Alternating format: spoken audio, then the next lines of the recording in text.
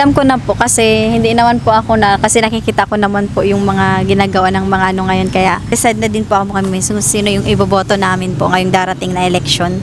Siyempre, alam ko na kung sino ang isusulat ko na aking kandidato na lumalaban. Yun po yung nakikita ko kung karapat dapat na magpapabago sa ating lalawigan. Ay, oo. Kilala ko na. Yun lang paborito ko lang kasi ang sasabihin ko sa'yo. Kasi yun ang nakikita ko talagang meron potential na maging kandidatong talagang tutulong sa masa. Unahin natin ang gobernador. Siguro yun naman ang dapat na mauna, gobernador.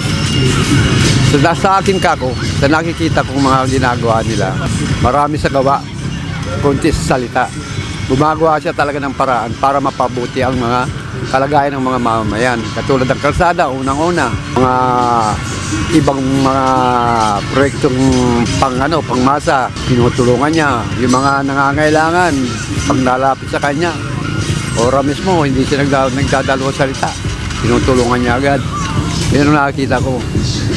Kasi mabait sila at magaling silang magpatakbo. Nakikita naman natin kung ano mga ginagawa nila, tsaka yung mga pinapatupad nila dito sa Daet. Oo, alam ko na iboboto ko. Kasi alam ko yung maaasahan, pagkakatiwalaan na dapat iluklok sa ating bayan.